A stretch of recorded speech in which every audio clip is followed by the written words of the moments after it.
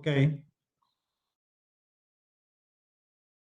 Bueno, en esta placa vamos a hablar del tanque de bombeo, por demás elemento importantísimo en una edificación en altura de características tradicionales, clásicas.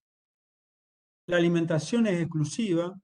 En un edificio en altura, una de las particularidades sobresalientes y distintivas es que el diámetro de entrada no es de media pulgada o de 0,013 milímetros como teníamos para una vivienda unifamiliar. En este caso, Obras Sanitarias nos determina exclusivamente y únicamente un diámetro de entrada de conexión desde la red de alimentación de una cañería de 0,032 milímetros, que equivalen a 1,25 pulgadas o mayor, y en el cual tengo que tener incorporado un sifón invertido en la cañería de alimentación de 2,50 metros de altura, un conductor del vacío. Este habíamos comentado, muy por arriba, digamos, que acá tiene que ver mucho con el nivel piezométrico de la ubicación de esta unidad locativa de departamentos dentro de la trama urbana. ¿Por qué determina Obras Sanitarias este diámetro de 1,25 pulgadas? Primero porque hay un mayor consumo dentro de esta cantidad ubicada en el mismo lote de departamentos. Una entrada de media pulgada sería insuficiente por el lado que se analice, sería muy precario el servicio destinado dentro de este edificio. Entonces necesita un diámetro mayor de 1 pulgada porque es mayor el caudal, el volumen de agua que tiene que ingresar a este edificio. Y aparece un sifón invertido, lo vamos a ver después en la parte práctica, inmediatamente traspasa la línea municipal. Sabemos muy bien que los niveles piezométricos tienen una dinámica que oscila en frecuencias horarias de mayor o menor consumo de nivel de presión en vereda en función de la ubicación, reitero, que tiene el edificio. Pero ¿por qué ocurre esta situación de colocar el sifón invertido de 2,50 metros de altura, también con un diámetro de 0,032? El porqué es el siguiente. Hay dos situaciones muy marcadas que es importante conocer. No se lo mencionan los libros, pero en la realidad sí ocurre. Cuando hay una situación de arreglo en la red de alimentación, de provisión de agua en esa parte de la ciudad, obviamente que hay un corte. Se procede al corte, ese tramo que se está interviniendo no suministra agua, los operarios de este organismo realizan los cambios necesarios, la reparación, el mantenimiento, etcétera, y después restablecen el suministro normal, óptimo dentro de la red de distribución. Pero el segundo punto que tenemos, ese sería el primer punto. El segundo punto es qué pasa cuando se vuelve a restablecer el servicio normal. Dentro de la trama urbana, este edificio puede estar conviviendo con otro edificio de igual o menor o mayor cantidad de pisos, o puede estar colindante a una unidad, a una vivienda unifamiliar, cuya entrada es de media pulgada, 0,013. Y acá donde tenemos que volver a traer, a invitar a los conceptos físicos. Se genera dentro de la cañería, si no tuviera este sifón invertido, un sistema de compresión dentro de la vivienda, dentro de la cañería, lo que haría que cuando se restablezca y no tuviera este sifón invertido, se restablece el suministro dentro de la red, por mayor diámetro tendría una compresión, aspiraría mayor cantidad de volumen de agua o caudal dentro del edificio. Y dejaría a todas aquellas viviendas cercanas o inmediatas al edificio con un diámetro de entrada de media pulgada sin ningún tipo de presión o caudal que pueda entrar dentro de estas viviendas. O sea que no sería el restablecimiento del suministro de agua, no sería equitativo ni democrático, podemos denominarlo así, y es allí donde tiene que aparecer obligadamente, por reglamento, este sifón invertido 2,50 m. El porqué de 2,50 m es cuando la variable que está trayendo el nivel piezométrico, cuando supere ese valor de 2,50 m, va a permitir que mediante la presión y el caudal en la red de distribución, va a permitir la entrada otra vez de provisión de agua al interior de este edificio y con su alojamiento y reposición en el tanque de bombeo.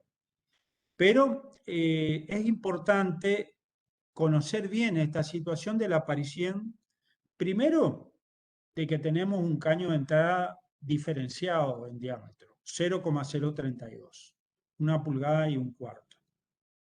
Después aparece, dentro de toda esta complejidad, aparece un sifón invertido, 2,50 m de altura, también del mismo diámetro, de 1,25 pulgadas, con un conductor de vacío, por las dudas que se produzca algún tipo de burbuja en su interior. Volvemos a recalcar que las cañerías de agua, sean frías y agua caliente, trabajamos toda sección llena, en la totalidad del diámetro considerado. No hay que olvidarse de ese punto. Una vez que el agua supera por el nivel piezométrico permitido, en ese momento recién va a poder ingresar esa cantidad de agua proveniente de la red de distribución o de provisión para el edificio que estoy interviniendo. Y ahí va a volver a almacenarse dentro del tanque de bombeo. ¿Cómo lo ubicamos físicamente al tanque de bombeo? Obviamente yo tengo que tener pensado, tengo que tener proyectado que no voy a tener un tanque de bombeo que lo puedo meter dentro de un placar. Demanda dimensiones, tiene motores, tiene cañerías, tiene que tener una libertad de desplazamiento, porque tiene que funcionar directamente sin ningún tipo de inconvenientes en su recorrido final hasta el tanque de reserva o tanque mixto. En principio yo tengo que, como vamos a estar probablemente trabajando en un edificio entre medianeras, yo tengo que tener en cuenta que no puedo apoyar directamente estos tanques por la medianera. Entonces, el reglamento me pide que esté separado como mínimo 50 centímetros del eje medianero. Las causas son varias. Principalmente, yo tengo que evitar que si hay alguna pérdida en el mismo, eso no tenga ningún impacto negativo en el vecino mediante filtraciones, apariciones de humedades, manchones, etc. El otro es que yo tengo que tener un perímetro de espacio físico totalmente liberado a los efectos de que el personal de mantenimiento controle en su totalidad perimetralmente en qué calidad está este sistema de tanques de bombeo. No solamente el mismo tanque en sí, sino que toda esta complejidad de electrobombas, cañería, esté funcionando como corresponde. Y que también el instalador, el técnico de mantenimiento, tenga un espacio liberado de movimiento, porque demanda ver, agacharse, cambiar la utilización de determinados accionamientos manuales, el uso de herramientas, etcétera, necesita espacio liberado para cumplir eficientemente esta función. Luego vienen las cañerías de aspiración y de impulsión, que pueden ser de acero galvanizado, PVC o polipropileno. Acá aparecen dos materiales que inicialmente eran considerados como acero galvanizado. El acero galvanizado hoy por hoy, en rigor de la verdad, se utiliza exclusivamente para lo que es seguridad contra incendio y todo lo que es instalaciones de gas. Inicialmente, en su aparición, estaba pensado para el suministro de agua fría y agua caliente. El tema es que compositivamente el tanque, las tuberías o caños de acero galvanizado en su interior tienen una textura no del todo pulida que hace que sea una superficie propicia para generar sarro, incrustaciones que van achicando con el tiempo el diámetro interior del recorrido.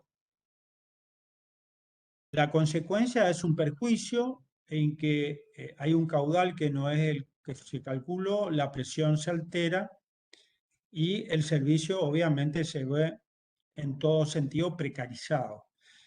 En ese caso se lo fue dejando de lado y se optaron por materiales más ligados a todo lo que es los plásticos. El PVC se lo utilizó en el comienzo, pero después vieron que tenía mayor utilidad para lo que es caños de electricidad.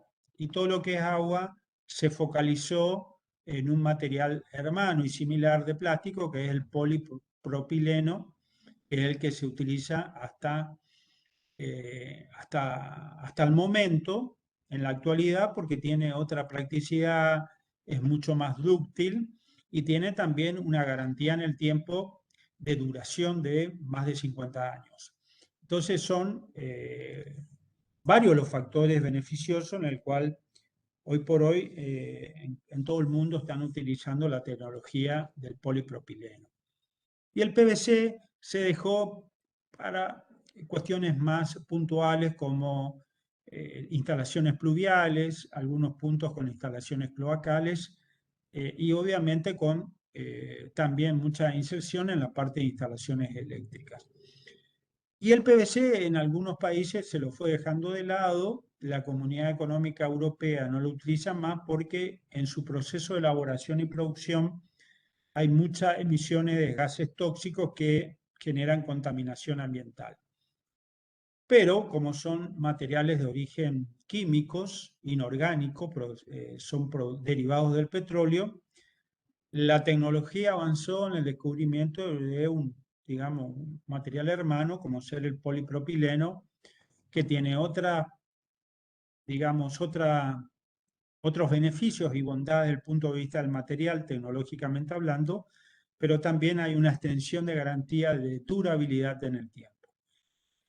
No solamente lo que es cañería, sino que también todos los accesorios componentes de este sistema, como son codos, curvas, llave de paso, esclusas, combinadas muchas con elementos metálicos o de bronce platil, conforman toda esta tecnología denominada de polipropileno. Después aparecen estas llaves, que son las que a mí me determinan sectorizar o parcializar dentro del sistema, que son las válvulas del tipo esclusas o esféricas, que me aseguran la aspiración, impulsión, y que a diferencia de la llave de paso convencional, que la tenemos a la entrada de cualquier vivienda o edificio, que tiene una posición, que tiene una válvula interior que sube y baja, la válvula esclusa es corta. Bueno, la llave de paso convencional solamente tiene un solo sentido unidireccional de recorrido del agua.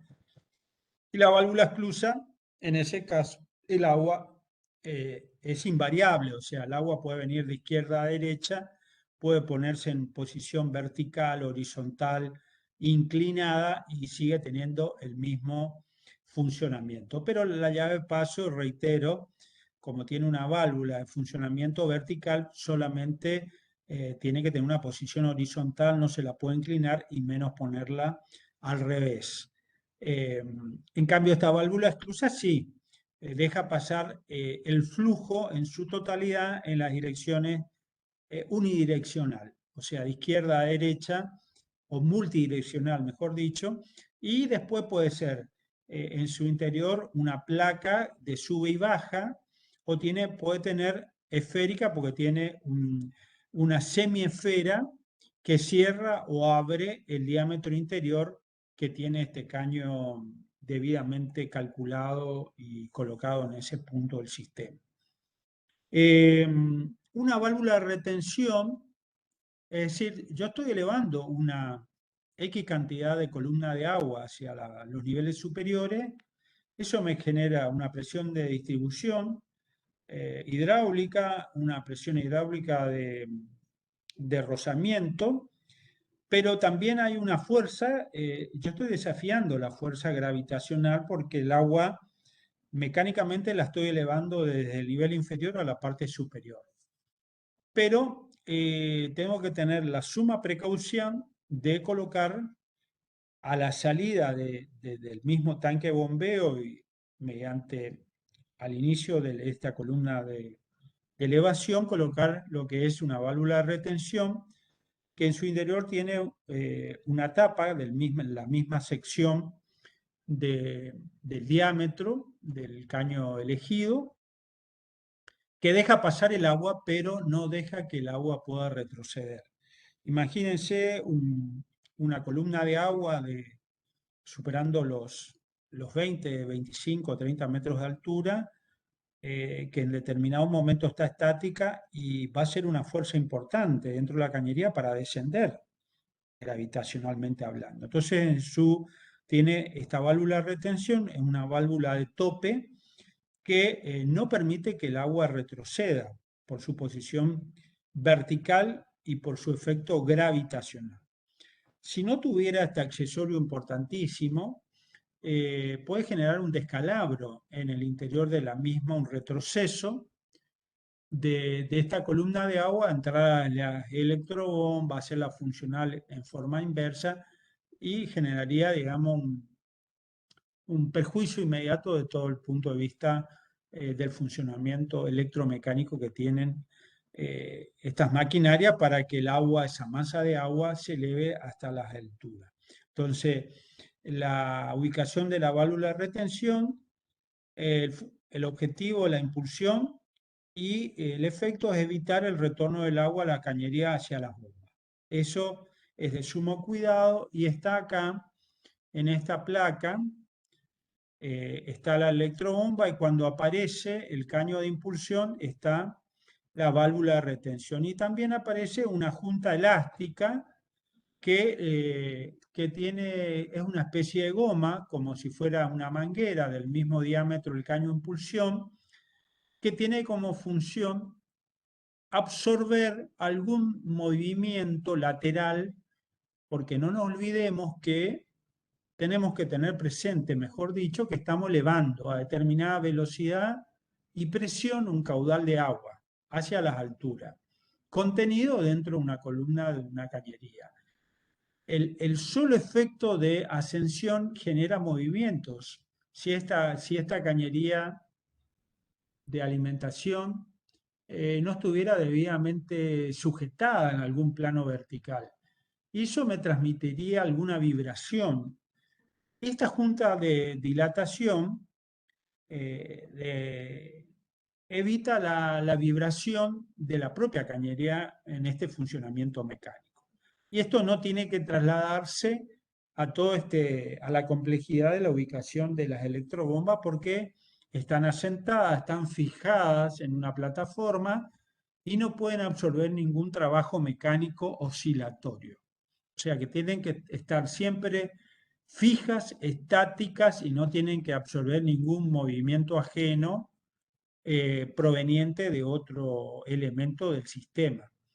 Entonces, ahí es donde aparece la colocación a evitar el movimiento, una junta antivibratoria y la válvula de retención que está en este lugar. O sea, trabajan en conjunto. Una absorbe el movimiento que puede tener la columna y la otra evita que esa columna de agua retroceda y me genere un descalabro en todo sentido en el funcionamiento de las electrobombas.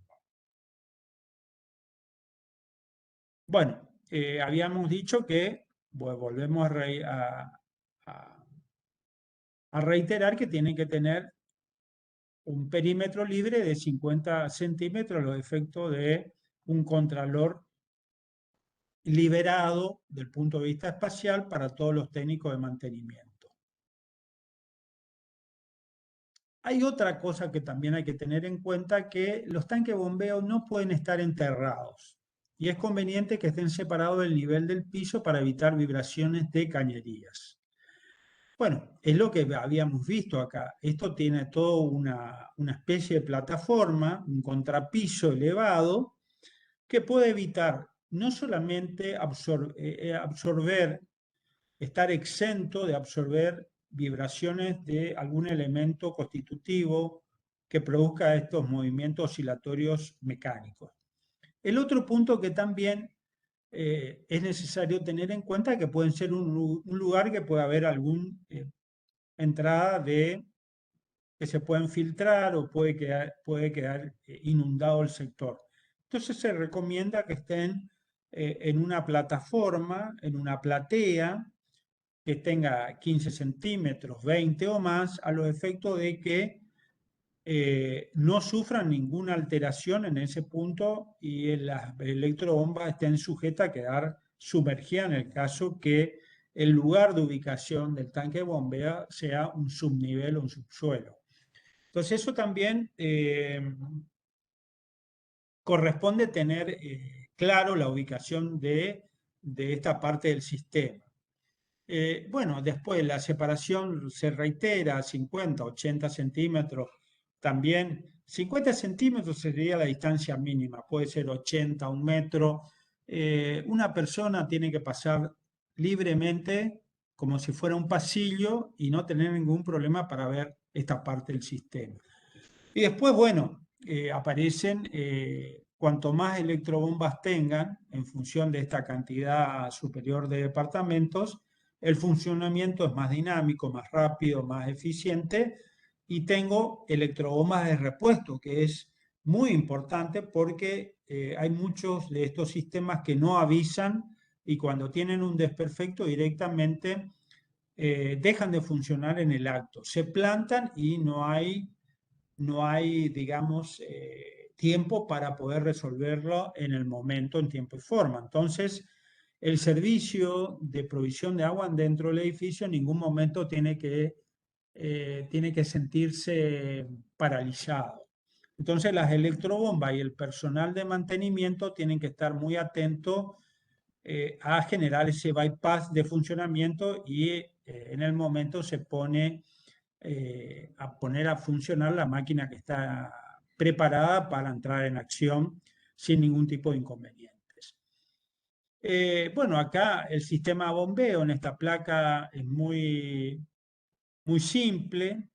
Volvemos a reiterar el esquema de almacenamiento, más sencillo, un tanque de reserva, y obviamente después aparece la red de cañerías, que también va a meritar un cálculo, una tabla pertinente, la cantidad.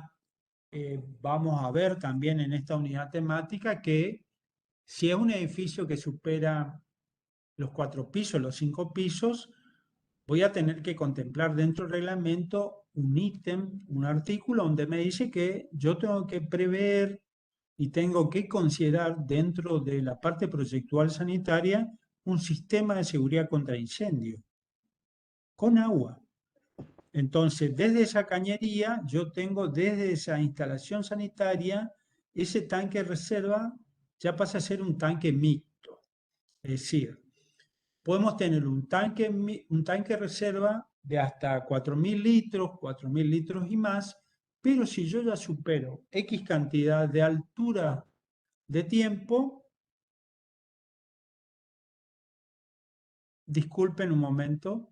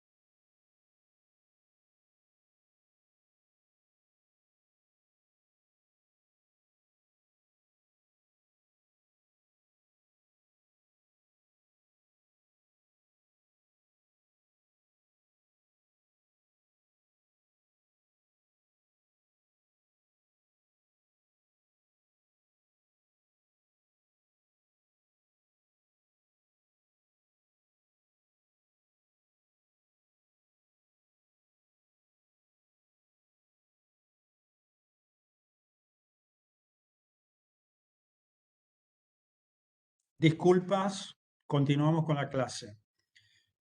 Bueno, habíamos dicho entonces que en toda esta complejidad que vamos a ir desarrollando en el edificio que vamos a ver en la parte práctica, después aparecen la distribución a los diferentes unidades locativas con su propia complejidad de cantidad de núcleos sanitarios que pueden tener.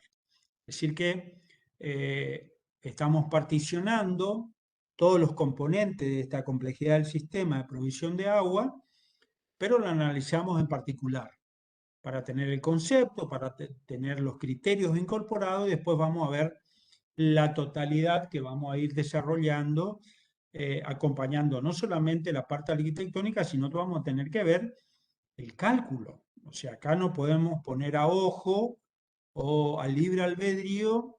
Acá vamos a tener que trabajar porque hay todo un análisis matemático-físico que la propia ciencia nos conduce, nos dirige para que propongamos una instalación sanitaria acorde a las necesidades requeridas. El tanque reserva, bueno, acá vamos a empezar a hablar, por ejemplo, de más de 4.000 litros.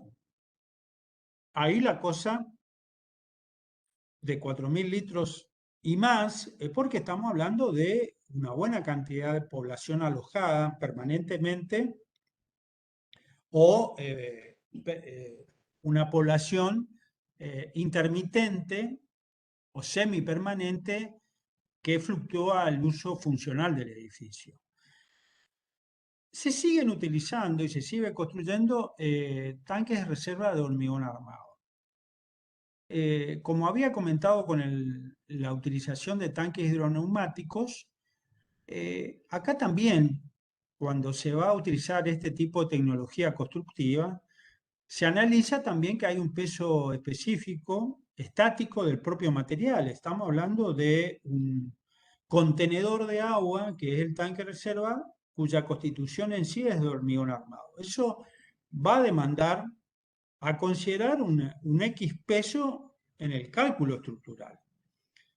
Pero no por ello también el calculista tiene que agregar y tiene que saber de parte del analista sanitario, del proyectista sanitario, qué volumen, qué cantidad de litros, de miles de litros, de metros cúbicos de agua que van a estar almacenados en esa altura. Porque va a generar un peso propio en sí, estático, y en sí estático de la propia estructura del tanque de reserva, pero va a tener una masa estática en algún momento, pero también dinámica por la entrada y salida del consumo de agua. Pero en sí va a tener una capacidad importante, un peso importante que tiene que considerarse. Acá la gráfica que ustedes ven es una gráfica clásica, ortodoxa, que en la realidad se cumple, pero también siguiendo el concepto que nunca se abandona, lo que va a cambiar, y ustedes van a ver algunos edificios, que son tanques de reserva de plástico reforzado, de miles de litros. Vamos a ver algunas imágenes muy gráficas, muy concretas, en el cual primero se gana que el propio contenedor tiene mucho menor peso que un tanque de reserva totalmente de hormigón armado. Eso por un lado. La cantidad del peso específico de la cantidad de litros de agua o de metros cúbicos de agua almacenado se mantienen, porque yo calculé X cantidad y bueno, lo que cambia acá es la tecnología del contenedor de esa capacidad de agua. Lo que quiero comentar es que el rudimento de la carga es igual independientemente de la tecnología del material que utilicemos de tanques de reserva. Y lo mismo va a ocurrir cuando nosotros tengamos toda esa ramificación de caños que hacen al colector puente, el empalme, donde salen los diferentes caños de bajadas que van a ir a alimentar los diferentes núcleos sanitarios. Eso se mantiene siempre. Se respetan la ubicación y colocación de los diferentes en cantidad de válvulas exclusas y se respetan también determinadas cuestiones de presión física, de ubicación espacial, porque no tenemos que alterar los conceptos físicos o efectos físicos que ocurren dentro de las cañerías. O sea que no podemos colocar en las formas que a nosotros nos plazcan en la realidad cada uno de estas cañerías. Tiene un reglamento, tiene un modo de operación, tiene una estricta estructura de realización que tenemos que respetar. En el concepto de tener, por ejemplo, este tanque clásico, ortodoxo, en la realidad es todo un prisma compacto, real, en su interior hay un tabique divisorio que genera dos particiones de almacenamiento de agua. La carga en sí, cuando empieza desde este caño en la parte superior, proveniente del tanque de bombeo, hay una conectividad mediante las cañerías interiores que la carga está siempre, se va nivelando en el mismo pelo de agua. ¿Por qué? Porque acá aparece otro efecto que hay que tener en cuenta y ustedes lo deben conocer, que es la de vasos comunicantes, cuando están unidos dos recipientes cilíndricos, cubos, lo que ustedes quieran, pero tienen una conexión en su base inferior mediante algún conducto y tiene una sola entrada de carga o alimentación de agua. Acá ocurre lo mismo. También este tabique divisorio tiene funciones de separar el funcionamiento y el consumo en el momento que haya que hacer algún tipo de limpieza y reparación dentro de esta misma parte del sistema. Entonces, va a haber un trabajo parcial, pero no va a dejar de seguir abasteciendo al resto del edificio como corresponde, en tiempo y en forma óptima. Entonces, cuando uno de estos sistemas, yo mediante la colocación de las válvulas excluso, separo, retiro esta cantidad de agua almacenada en uno de estos sectores o áreas, hago la limpieza pertinente, desinfecto, cambio alguna cañería, etcétera. Cuando termino ese trabajo de mantenimiento, habilito nuevamente las válvulas exclusas, la válvula de limpieza que la cierro y vuelvo a combinar con el resto del sistema. Y entonces el sistema sigue en funcionamiento. Y viceversa cuando la otra parte del sistema también necesita tener ese mantenimiento básico que está reglamentado y también procedo a hacer lo mismo porque el sistema de colector me lo está permitiendo para poder hacer un trabajo de mantenimiento parcializado. Después aparecen otros elementos componentes donde, por ejemplo, a diferencia del tanque de bombeo, no tiene un flotante mecánico. Acá solamente cuenta con un flotante eléctrico que es el que está íntimamente conectado por un sistema automatizado con el tanque de bombeo que está en la parte inferior.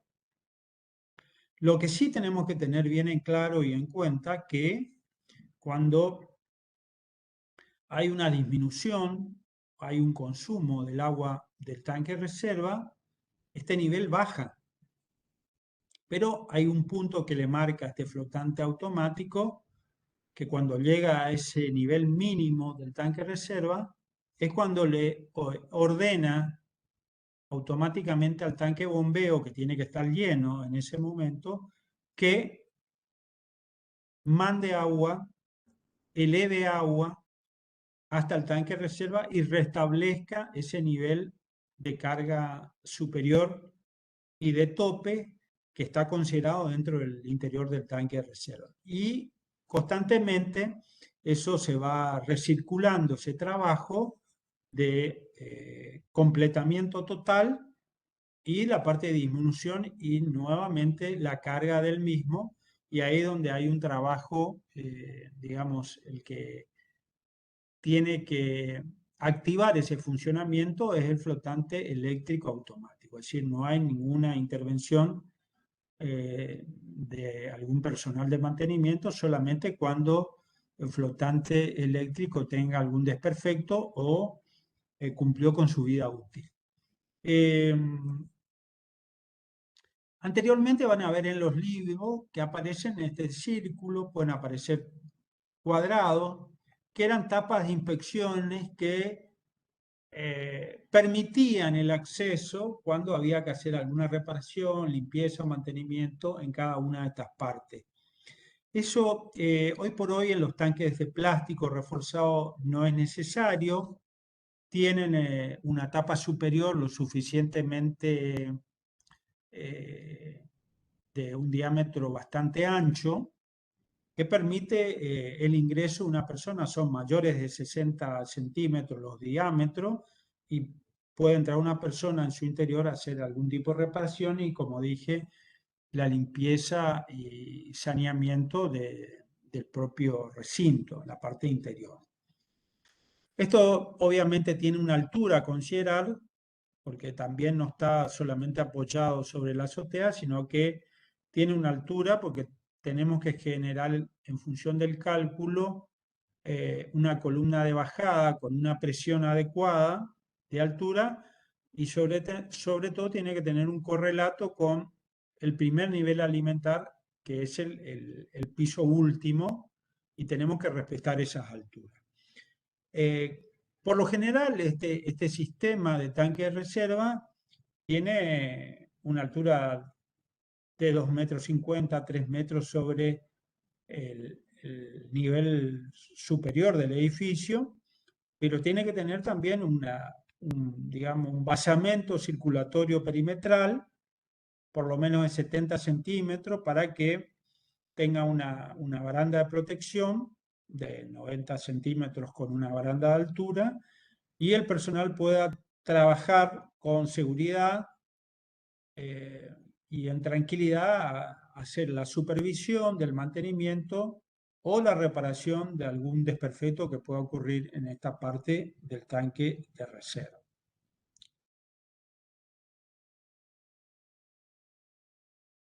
Bueno, acá nos metemos en esta situación que la vemos en la parte gráfica, pero vamos a ver en esta foto directamente de un edificio concretamente que fíjese que tiene todo un elemento de sustentación. Acá vamos a ver una perfilería, una base de apoyo y en la parte superior hay tanques de plástico, de PRFB, que es plástico de fibra de vidrio reforzado, que esas serían las siglas que estoy denominando, y en el cual aparece el caño de bajada, todo de polipropileno. Cuando vean este color es polipropileno el marrón, o el color verde, que es de otra marca también, que es, el material es el mismo, que es polipropileno. Este caso es polipropileno, el marrón, que sirve tanto para agua fría como para agua caliente. Acá fíjense que hay dos tanques, cada uno tiene un caño de bajada, tiene una conexión mediante una T en la parte inferior. Ya tengo una válvula esclusa que hace las funciones de válvula de limpieza en los dos. Habíamos comentado ya en la placa anterior que tenemos que limpiar cada tanto y vaciar el contenido si hay un desperfecto en uno de esos tanques o tenemos que ver alguna situación anormal que ocurra en el recinto. Entonces, inmediatamente yo tengo que suprimir, sustraer la cantidad de agua que está almacenada. Entonces, el elemento que me hace que se vierta toda esa agua es mediante esta válvula esclusa denominada válvula de limpieza. Después está este ramal horizontal en el cual yo tengo situaciones que puedo tener. Acá hay que ver el criterio en función de los diferentes artefactos que yo voy a tener que alimentar ya en mis núcleos sanitarios. Fíjense que hay una bajada, esto lo vamos a calcular el colector puente, tengo una bajada en este caso con su correspondiente, fíjense la aparición constante de las válvulas esclusas que van cortando, van cerrando o abriendo el paso en cada uno de los sectores. Del mismo diámetro el colector puente y después hay una X cantidad de caños de bajada. Fíjense que ya son diámetros menores. Estos son con sus correspondientes llaves exclusas que sectorizan el sistema, porque acá ya la cosa, a pesar de que hay una continuidad en su interior, en la realidad tenemos que tener todas estas separaciones parciales que me determinan la colocación de estas válvulas exclusas que me permiten acceder a la apertura o el cierre del fluido en cada una de estas bajadas o en cada situación que yo planteo dentro de la complejidad de esta instalación. Esto puede ir combinado con un caño, en este caso veo unipersonal solamente para lo que puede ser el agua caliente. Y acá aparecen dos artefactos. Estos pasan a ser presurizadores para el calentamiento de agua, en muchos casos, para generar una presión que me permita el caudal y la presión adecuada dentro de la cañería. Acá pueden ocurrir situaciones particulares de actuación donde nos veamos nosotros dentro del ejercicio profesional que afrontar. ¿A qué me refiero? Puede ocurrir una situación que yo esté entrando a un edificio viejo en el cual hay una refuncionalización, hay un reciclaje del mismo y se decide cambiar toda la instalación sanitaria por una instalación nueva. Pero obviamente una instalación nueva dentro de una cáscara tectónica, arquitectónica vieja, con otra estructura, con otra funcionalidad, con otro criterio. Y puedo llegar a tener problemas de pérdida, de carga, de presión en la distribución. Entonces, la tecnología, la propia industria me sugiere, me suministra estos artefactos que presurizan y regulo mediante estos artefactos la presión adecuada que yo quiero tener dentro de la cañería hasta el artefacto que yo estoy alimentando. Puedo tener o no, si es un edificio nuevo, hago la salvedad, no el uso, porque yo en ese caso estoy considerando debidamente, mediante el cálculo y el criterio que me acompaña, coherente y eficaz profesionalmente hablando, de haber calculado y haber ejecutado como corresponde a una instalación sanitaria con tecnología nueva en una cáscara arquitectónica también nueva. Pero bueno, es un ejemplo práctico que tenemos que tener en cuenta y que nos puede ocurrir. Una situación es entrar a un edificio ya viejo, con otra tecnología, y hay un agregado de núcleos sanitarios nuevo, con tecnología nueva, y otra un edificio nuevo en todo sentido.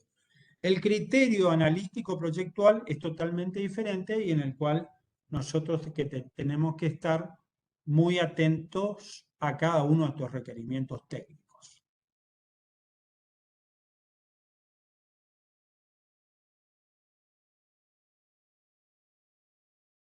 Bueno, ¿qué vemos en esta placa? Bueno, acá la cosa, van apareciendo nuevos actores que tienen los edificios. Reitero, acá por ejemplo, edificios en alturas dentro de la región donde tenemos una estación del año muy marcada, que es el verano, muy rigurosa, muy áspera en algunos aspectos, la colocación de un sistema central de calentamiento central, en algún sentido, no tiene mucha ubicación.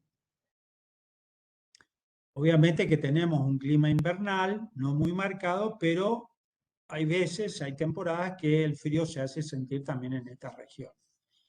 pero hay otras partes del país donde tienen una temperatura templada, pero tienen una estación invernal mucho más marcada que la nuestra.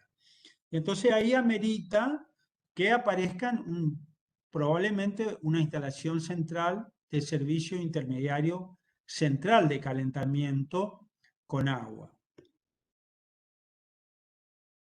¿Qué ocurre en esta parte del país?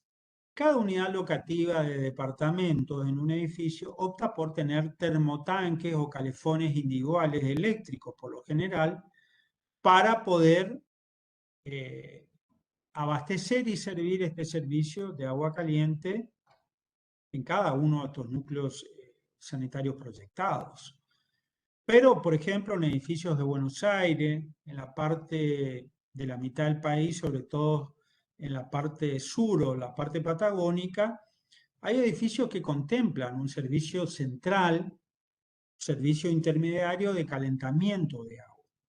Y acá donde no solamente nosotros tenemos un tanque de reserva que abastece el agua para el suministro de agua fría, que se llama de uso domiciliario, sino que también tengo que contemplar una bajada para todo lo que es el calentamiento del agua, el suministro a cada una de, reitero, los núcleos sanitarios que yo planteé.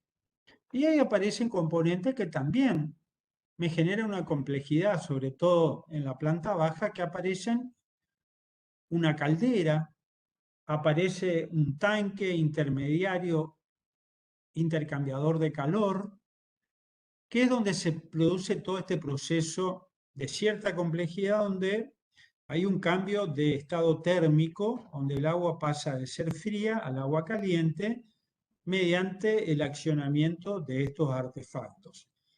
En principio aparece una unidad que es la generadora energética de calor. Y en otro aparece otro artefacto, contenedor de almacenamiento, donde el agua va cambiando de estado de agua más fría a agua más caliente o templada en función de lo que se regule. Entonces, esto obviamente está ubicado, tiene su complejidad, tiene su volumen, demanda un espacio específico en el nivel. Por lo general esto se ubica en la planta baja, en un subnivel, en un subsuelo donde está la sala de máquinas, y una de las máquinas es la caldera y puede ser este otro artefacto que se llama el intercambiador de calor.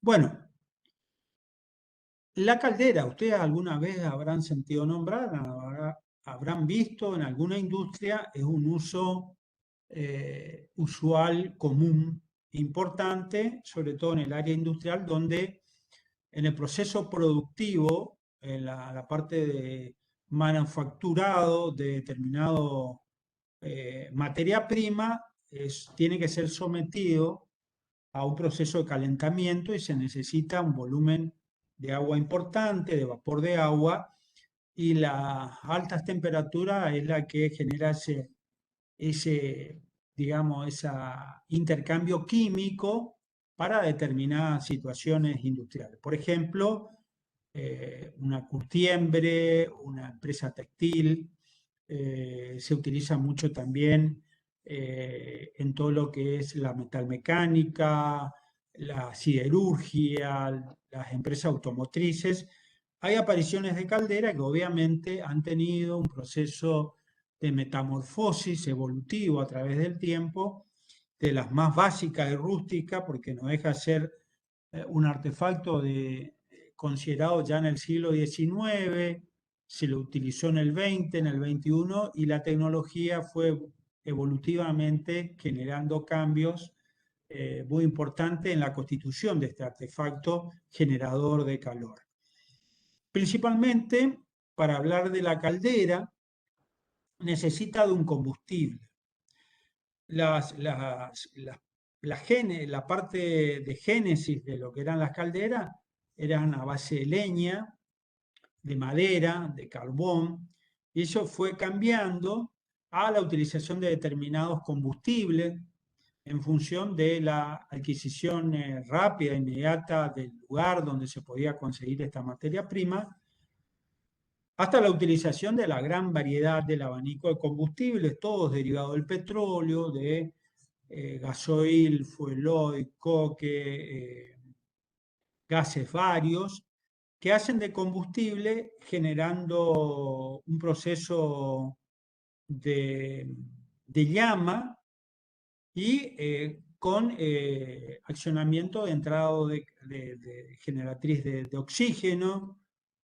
Esa llama cobra un valor importante para generar, teniendo una serpentina interna, que es un circuito serpenteante de cañerías.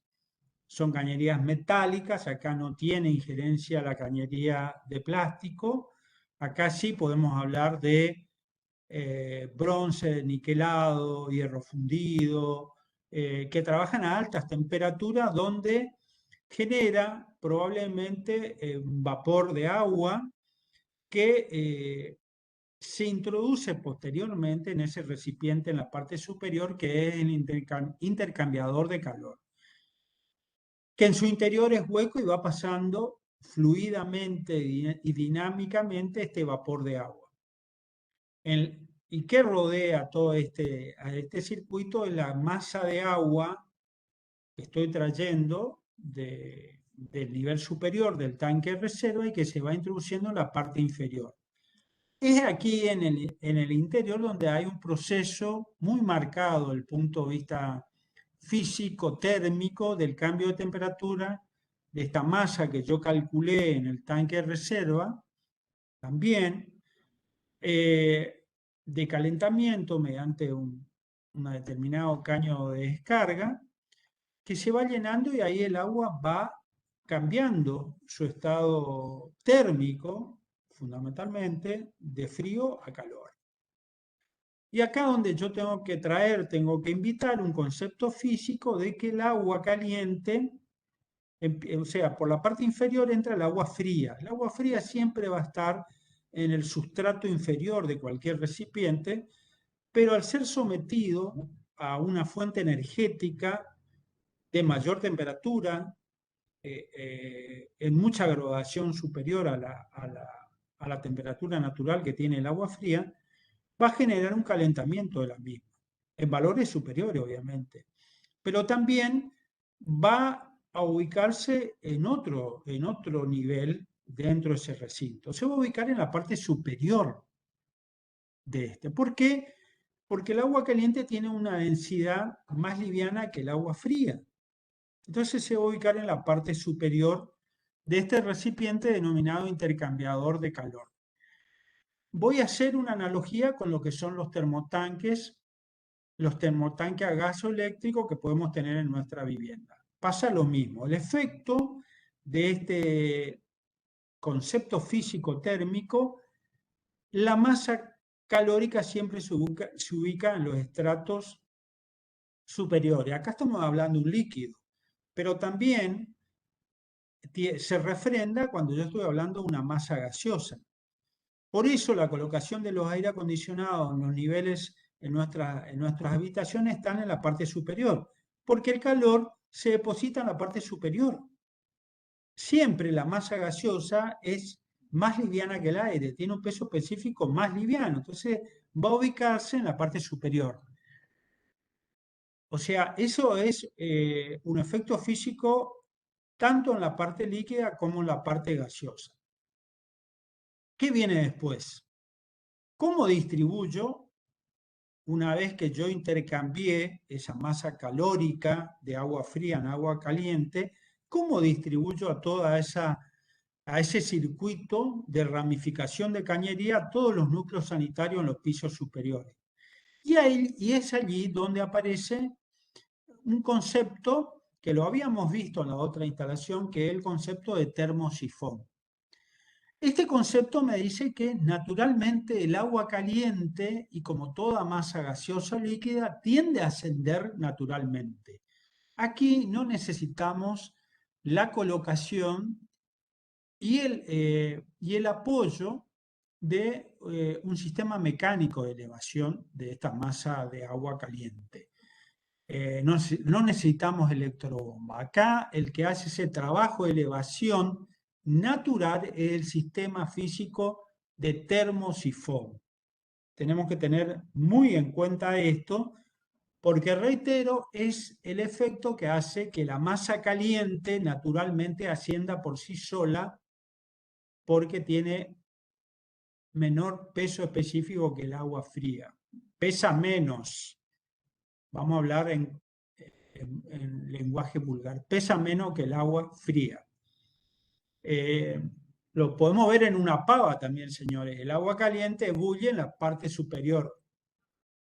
Remueven, y los que tienen entrada a la cocina van a ver en el propio proceso de calentamiento, en la producción de una determinada cocción de un alimento, el proceso de ebullición es en la superficie, no en la parte inferior depositada dentro de una olla, una pava. ¿Se entiende? Ese proceso en la escala se mantiene, es analógico, es igual, podríamos decir. Bueno, entonces acá tengo una columna vertical que se eleva y después se va ramificando en forma de un circuito que tiene una subida, tiene una ida y tiene una vuelta. Y se va alimentando a cada uno de los pisos que yo necesito alimentar. Acá vamos a ver que en función de la que tiene la placa graficada, tiene 1, 2, 3, 4, 5 pisos. Estamos hablando de un edificio que tiene 5 niveles.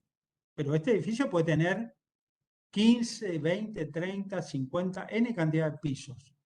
Pero esto tendríamos que tener repetición en determinadas cantidades de edificios. Volvemos a repetir este sistema de intercambiación, de intercambio de calor. Tenemos que volver a colocar una subsidiaria de este sistema que tenemos en planta baja en determinado nivel. Obviamente, a consecuencia de un cálculo pertinente.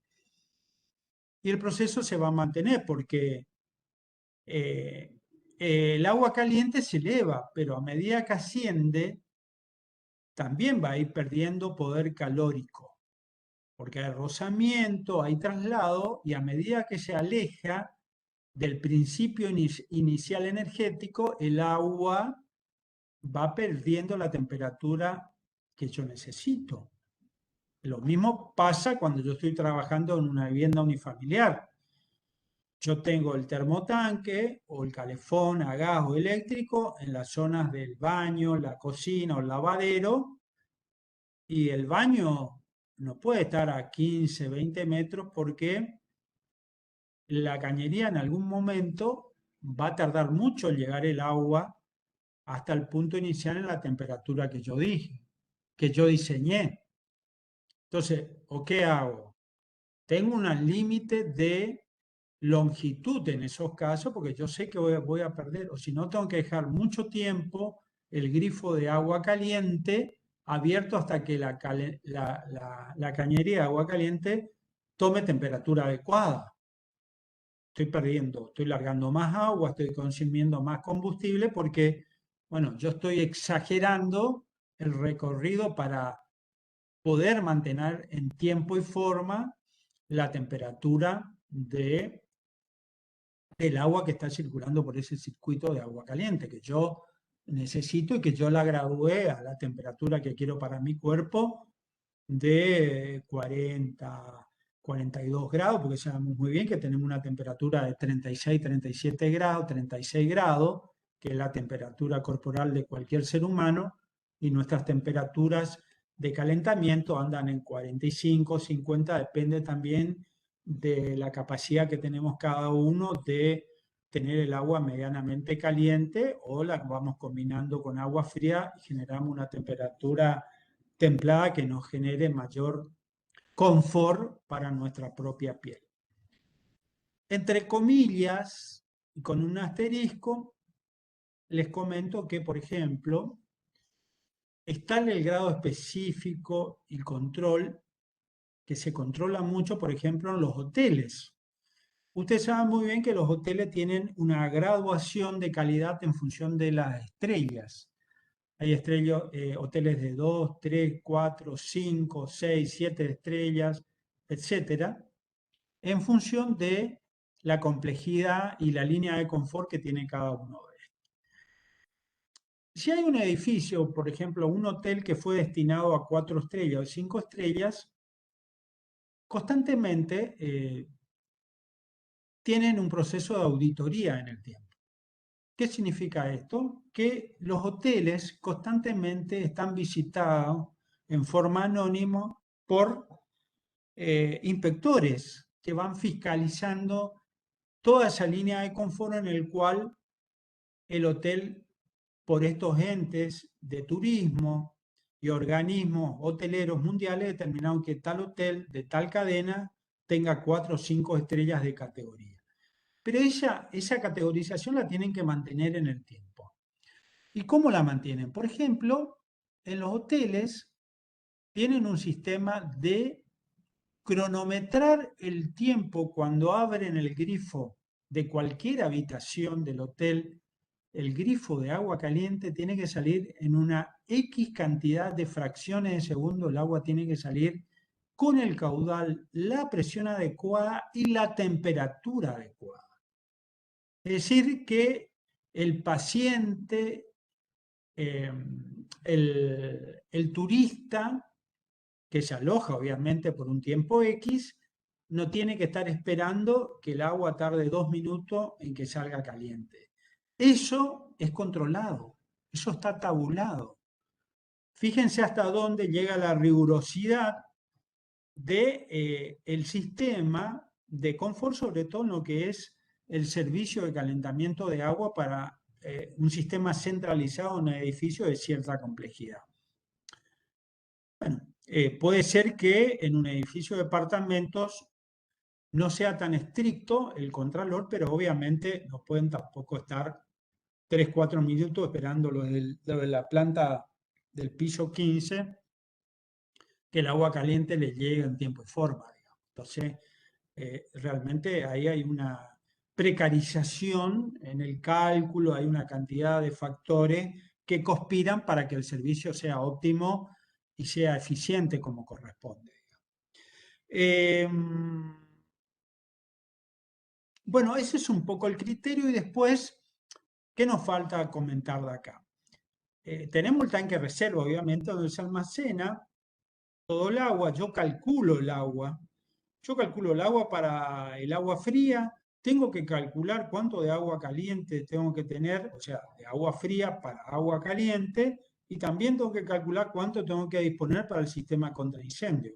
Por eso este tanque reserva pasa a ser un tanque mixto ya cuando estoy superando estos 5 pisos porque aparece la injerencia y la obligatoriedad que me exige bomberos, por ejemplo. Entonces yo tengo que tener contemplado un sistema contra incendio por extinción con agua. Estamos hablando de principalmente con las bocas de incendio, estamos hablando con un sistema de sprinkler, cortinas de agua, etcétera, en función de la función y complejidad de lo que estoy planteando desde el punto de vista arquitectónico. Esto tiene una entrada de agua, como dije, un caño de bajada que entra en la parte inferior, tanto de la caldera como del propio intercambiador. En la caldera porque en el interior de esta serpentina que absorbe calor, yo genero vapor de agua, que va a ir a ubicarse en este circuito circulatorio del intercambiador que va a ir con mucha temperatura y va a estar rozando el agua que va a estar ingresando por la parte inferior, en la parte inferior de este gran artefacto. Esto tiene una montante distribución. Sabemos muy bien que hay una franja horaria de uso. No todos los habitantes del edificio tienen el mismo tiempo de uso o la misma cantidad de horas que utilizan sus departamentos, tienen actividades varias, actividades laborales, deportivas, sociales, están menos o más cantidad de horas habitando sus propios departamentos. Lo que sí tiene que tener una constante, uniformidad en el servicio de abastecimiento de agua caliente. Entonces hay agua que no, locales de núcleo sanitario que no se utilizan durante el día. El agua tiene que seguir manteniendo esa temperatura. Entonces hay un proceso de recirculación. Y sabemos muy bien, y habíamos dicho, que el agua a medida que recorre mayores metros pierde poder calórico. Entonces tiene que volver a recorrer el circuito y tiene que volver a reingresar a este intercambiador de calor porque esa agua templada tirando a fría tiene que volver a tomar la temperatura adecuada para poder volver a retomar todo ese circuito planteado y volver a alimentar a todos los núcleos sanitarios que yo planteé en toda la totalidad del edificio.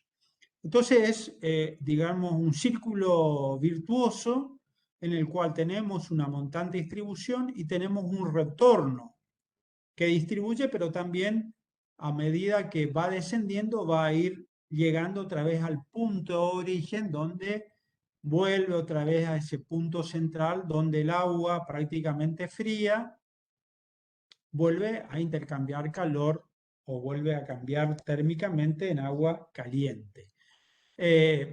Hay agua que se consume, obviamente, está viniendo el agua de retorno que no se utilizó, pero también va ingresando proveniente del tanque reserva agua nueva, porque se consume el agua caliente. Entonces, también se mantiene la capacidad total del volumen interior que tiene el intercambiador de calor.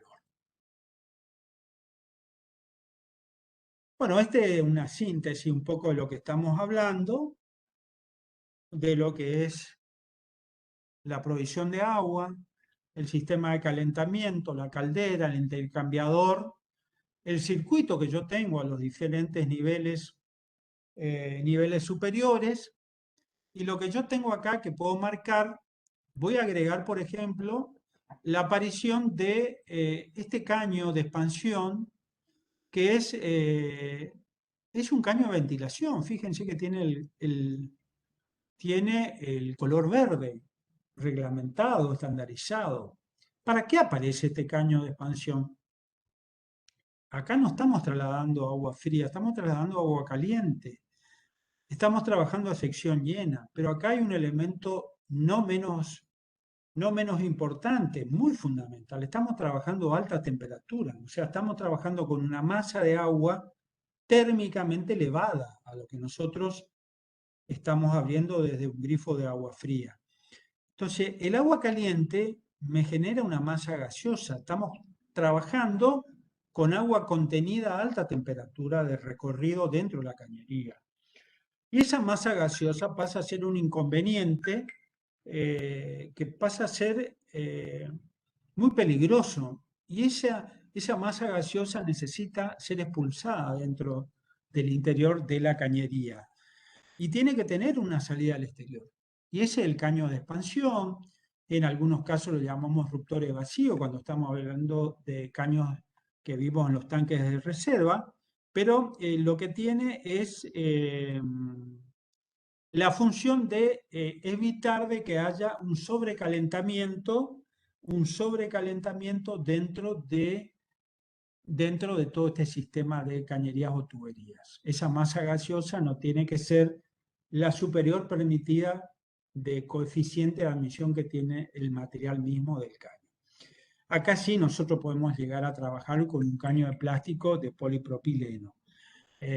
Pero bueno, eso tiene un tope admisible de fábrica, de tope máximo de temperatura, y eso nosotros lo tenemos que respetarlo, tenemos que, no podemos avanzar porque el caño puede deteriorarse rápidamente, me puede generar un grave problema, e inclusive puede llegar a explotar eh, por el propio exceso de temperatura que tiene ese volumen de agua contenido dentro de la cañería.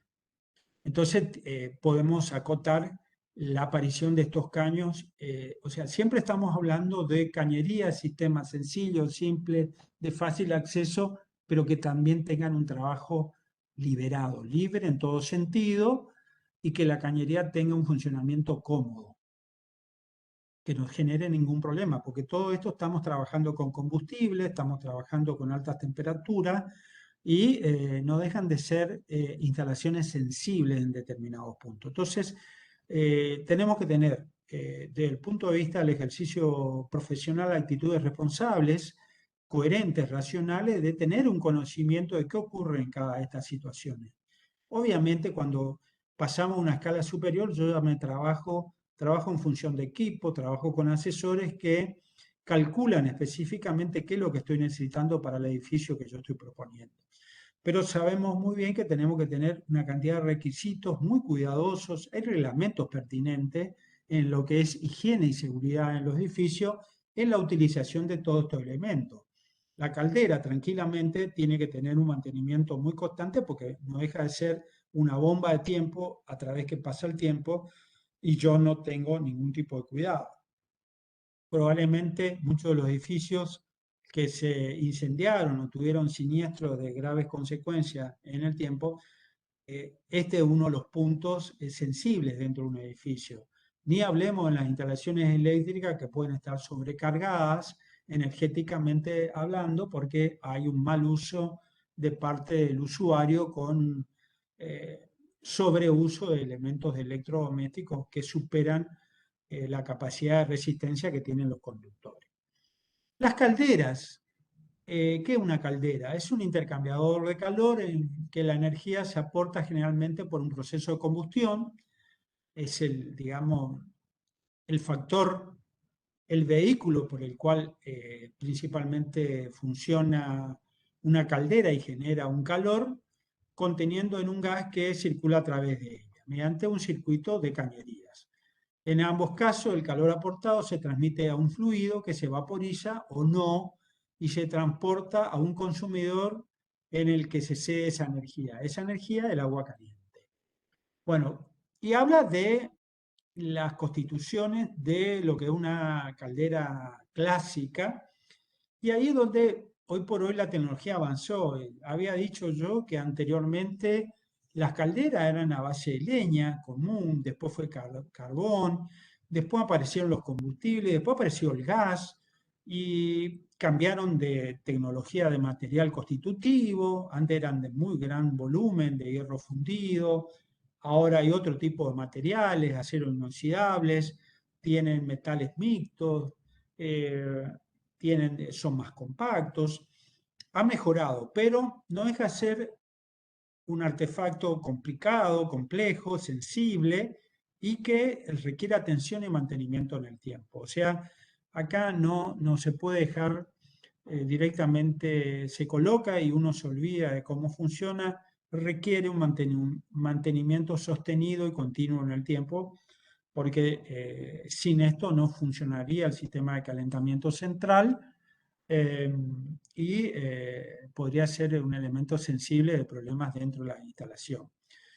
La caldera en sí, acá la estamos viendo para lo que es calentamiento de agua, pero también está, como es, digamos, un artefacto de, de un volumen considerado, hay un proceso interior de intercambio térmico de un volumen de metros cúbicos de agua, también se puede aprovechar este valor energético extra para tener un circuito de acondicionamiento térmico de los ambientes. Ahí es donde aparecen los calefactores en cada uno de los ambientes que se puede proponer. Aparecen también las losas radiantes que generan todo ese ámbito de confort, sobre todo en aquellos edificios que, como dije hace unos minutos, están ubicados en regiones del país donde el invierno es más marcado, es más riguroso y generan, digamos, otra demanda desde el punto de vista de la temperatura de confort para poder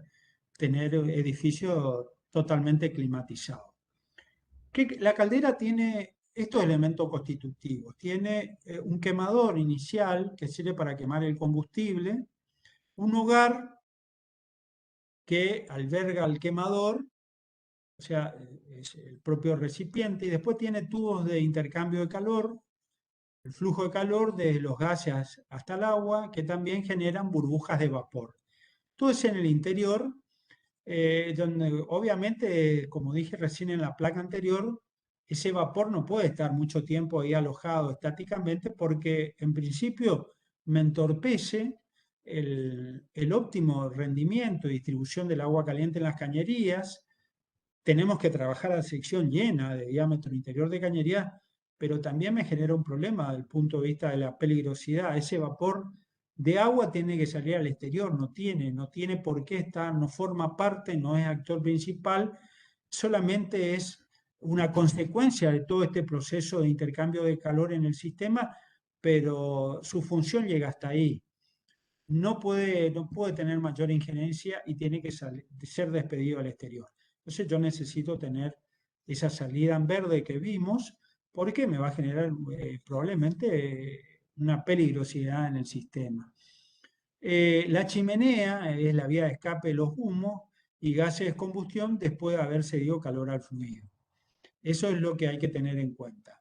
Eh, la carcasa contiene el hogar y el sistema de tubos de intercambio de calor. 2 minutos.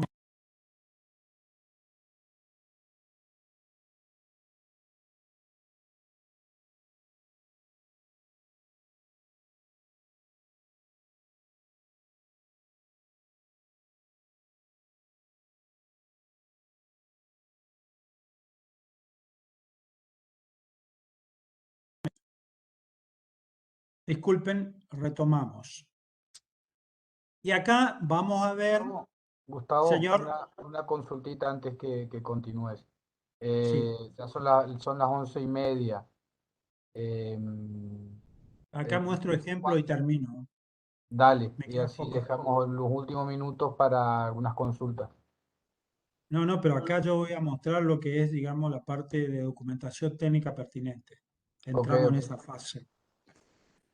Bueno, acá lo que vamos a empezar a ver es ejemplo de instalación sanitaria en un edificio en altura. La placa ya me marca un poco la complejidad en este render, en este 3D. ¿Qué es lo que yo tengo? O sea, me aparecen conductos de todas características de naturaleza. Agua fría, agua caliente, cloaca, iluminación, gas, corrientes débiles, conductos para telefonía, internet, eh, cable, televisión por cable, eh, etcétera. La domótica, en muchos de estos casos, hoy por hoy, cada una de estas instalaciones lleva su propio circuito. Eh, Podemos decir que anteriormente en la misma cañería, por ejemplo, de instalación eléctrica, décadas atrás se compartía la alimentación de todo lo que era elementos de iluminación, de llaves de interruptoras y toma corriente con lo que es alimentación de aire acondicionado, de ventana, de split. Hoy por hoy tienen sus propias cañerías, tienen sus propias llaves termomagnéticas, todo está sectorizado. Es decir, los efectos porque fácil acceso, se tiene que identificar inmediatamente para el mantenimiento anomalía y también por una cuestión de seguridad. No todas estas instalaciones combinadas tienen el mismo comportamiento físico-mecánico. Generan desprendimiento de poder calórico mediante el proceso productivo. Entonces necesitan tener contenedores donde se manejen libremente. No puede estar, por ejemplo, una cañería de agua caliente en contacto con, por ejemplo, los conductores eléctricos de 220 o conductores de energías de baja tensión. Entonces, bueno, cada uno necesita un circuito pertinente, particular y personalizado. En esta placa, que en esta parte de toda la explicación, vamos a ver los planos técnicos. Y acá vamos a ver un edificio de la ciudad, vamos a ver el medio suelo, la planta baja, y van a ver ustedes, esto es un ejemplo que lo vamos a desarrollar en la parte práctica con todo lo que me pide el reglamento, que me pide la normativa, y que yo tengo que respetar. Acá no hay lugar, o sea, todo en el proceso proyectual, creativo, ya lo plasmé, la cáscara en toda la parte muraria, pero ahora yo estoy hablando de las instalaciones sanitarias, que tienen un lugar, que tienen un espacio de desarrollo, de distribución, sobre todo agua fría, agua caliente, pero también que tengo que pensar en todo ese sistema de evacuación de todo lo residual producido, el cloacal, pluvial, y también tiene que trabajar, fíjense que vamos a ver eh, que hay una simbiosis, porque trabajan dentro del mismo edificio, hablando en general.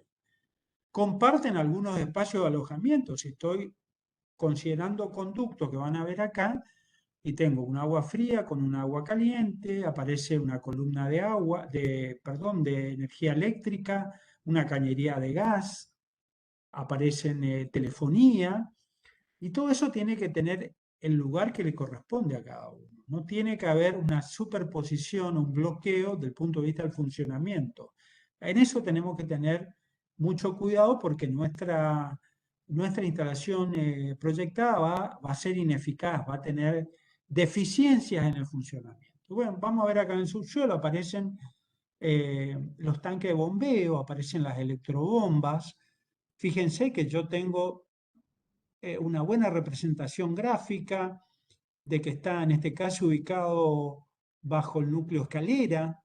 También hay que hablar pertinentemente con el diseñador, el arquitecto, el lugar que sea lo más cómodo posible para el buen funcionamiento y que tenga la verticalidad comunicacional ya después lo que es la parte superior donde están los tanques de reserva. Bueno, y ahí vamos a ver si se coloca, fíjense que acá hay una limitante de espacio, entonces tenemos por cálculo una totalidad de tanque bombeo, pero puede ser un solo tanque o pueden ser dos o tres, porque yo tengo una limitante de espacio donde voy a contener. Bueno, eso lo determino. Sí o sí tengo que tener dos electrobombas mínimo para empezar a hablar, porque una sola sería estar al borde de una situación de, de problema inmediato, porque la bomba va a tener un trabajo exhaustivo las 24 horas de todo el año y en algún momento va a tener problemas. Entonces hay que tener una de repuesto o varias, dos, tres y cuatro, y alguna tiene que reemplazar a la que no esté en condiciones. Eh, ¿Qué agrego acá? La simbología que ustedes ya conocen, las abreviaturas correspondientes, los colores correspondientes y, por ejemplo, la simbología que me indica este círculo con una letra S, que es el caño de subida. Este está el caño de alimentación del montante. Agrego ya el valor correspondiente, o sea, acá en este caso, caño de subida polipropileno, diámetro 0,025, estoy hablando de 1 pulgada, montante del bombeo, o sea que desde el bombeo va a ir direccionado a lo que es el tanque mixto. Obviamente acá aparece también el desarrollo de todo lo cloacal, o sea, nosotros ahora, porque a los efectos del estudio, del análisis crítico específico, desglosamos en agua fría, agua caliente, pluviales, cloacal, etcétera, como hacíamos en la vivienda unifamiliar. Pero en la documentación técnica está todo junto, o sea, el instalador sanitario ve todo esto junto, el agua fría, el agua caliente, la cloaca, el pluvial, y después aparece el del gas y aparece el eléctrico, bueno, pero eh, tienen que saber uno y otro qué lugar le toca en esta gran obra, digamos. Bueno, y acá, por ejemplo, aparece 1 y 2 con dos círculos, son los caños de bajada. Eh, Hierro galvanizado para todo lo que es alimentación para incendio, diámetro 0,075, 3 pulgadas, o sea, voy poniendo datos referenciales de diámetros, materiales y en algunos casos funcionamiento, porque puede ser agua fría, pero también puede ser un agua fría que después pasa a ser agua caliente porque pasó por un proceso que puede ser caldera, tanque intermediario. Bueno, voy clarificando.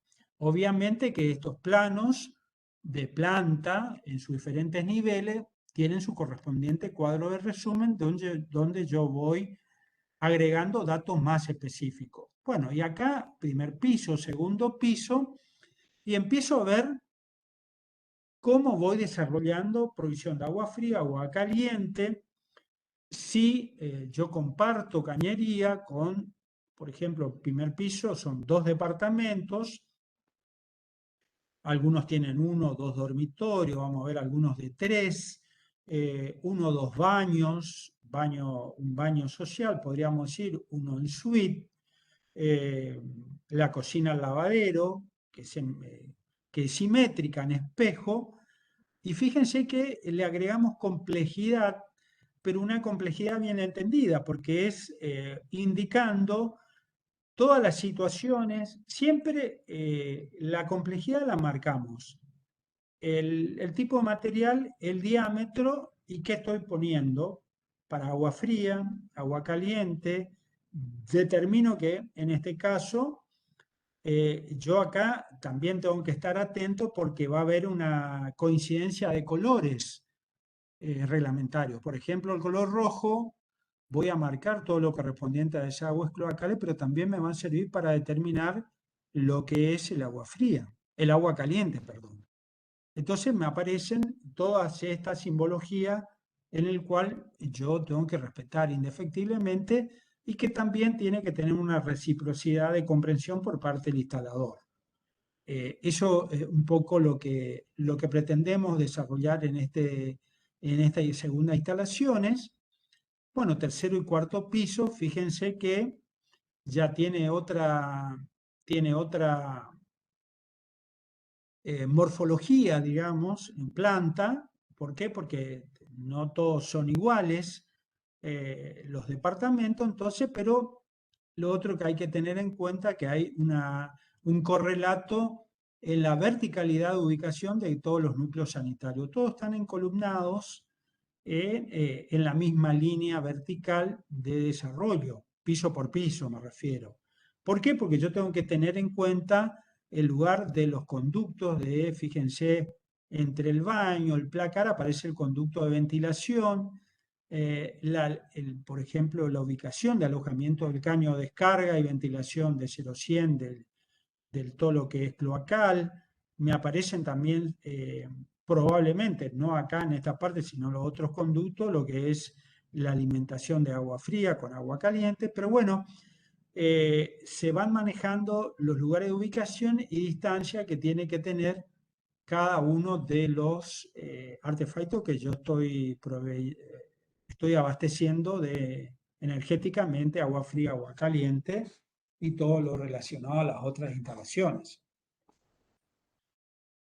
La azotea, fíjense, ya solamente aparece la colocación. En este caso es algo que yo le comenté. Este edificio tiene 2 tanques de plástico reforzado. No es de hormigón armado, es de mampostería, simplemente hace contención porque estos, a pesar de que tiene un peso específico importante por la carga, con el agua en su interior, sin agua son, digamos, tanques que son muy livianos. Estos, si no tienen agua, vuelan. Si uno los deja a la altura, viene un viento fuerte, una tormenta y los tira. Entonces, este elemento contenedor, este prisma en la parte superior, hace la base de barrera para que estén bien sujetados, bien resguardados a los vientos fuertes que obviamente ocurren en pisos que superan los 10, 15 pisos, y entonces es otro la velocidad del tiempo. Y también hay un desarrollo de que, como es el tanque, capacidad 10.000 litros, de 5.000 el otro. ¿Por qué? Porque en total se está manejando un valor de 15.000 litros. Entonces yo hago una distribución equitativa en los tanques que se proponen, obviamente que son 2 tanques de diferentes tamaños. las válvulas exclusas, pongo en el sistema métrico correspondiente el diámetro, pero también le agrego la pulgada, que es la unidad inglesa, que se maneja con diámetros, pero que también es aceptado en todo lo que es la jerga sanitaria y en el cual los instaladores se manejan directamente con pulgadas. Nuestra obligación es también tener conocimiento del mismo para tener un lenguaje comunicacional acorde. No todos los instaladores se manejan con la unidad métrica decimal, es decir, 0,110 o 0,03 metros o milímetros. Ellos directamente dicen media pulgada, una pulgada, 3/4 de pulgada, 3 pulgadas, 4 pulgadas. Acá tenemos los cortes del edificio. Esto en la realidad está todo junto, pero a los efectos del análisis y la comprensión, sabemos muy bien que los cortes son totalmente transparentes. Acá, por más que podemos hacer varios cortes verticales, transversales del edificio, y hay una superposición de rayas, de trazos que me van indicando las diferentes instalaciones sanitarias. Y también puedo marcar, fíjense acá en el lateral, los diferentes cambios de diámetros de acuerdo al descenso de alimentación a cada uno de los niveles.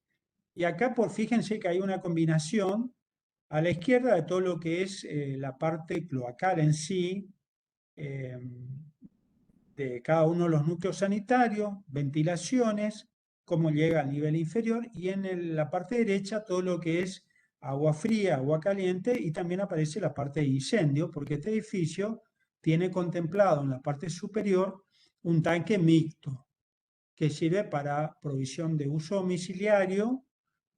La palabra abastecimiento de uso domiciliario en un edificio en altura corresponde a la alimentación de los núcleos sanitarios, baños, cocina y lavadero con agua fría y después agua caliente.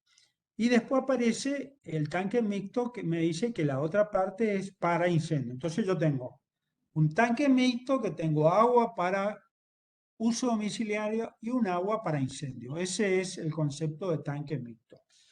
Y todos los elementos constitutivos. Este es, digamos, un edificio de la ciudad que está concretamente muy particularizado, cada planta, cada corte, y hay, digamos, una claridad conceptual para el instalador en ese caso. Bueno, hasta acá la parte de la parte gráfica de la clase de hoy. Adrián, Sí, Gustavo. bueno, yo tengo otra placa que es de fotos, no sé cómo el tiempo, si hay preguntas, lo puedo pasar rápidamente un poco para ir cerrando esta presentación con. Vamos a hacer en todo caso lo siguiente, Gustavo. Si hay alguien que tenga alguna consulta, por favor active su micrófono y No, la no sé realiza. si cortás acá o la grabación o seguimos después, Yo no no sé. estoy, en este Es momento yo no Beto, estoy ese, al es mando Beto el que está de... manejando, es Beto, yo no tengo eso. Ok. Bueno, de todas maneras lo mantenemos. No deja de ser constructivo Bien. porque va a No, no, servir por igual. supuesto. Sí. Hay una cosita que querías aclararles con respecto a la parte práctica de esta materia que vamos a cursar este año.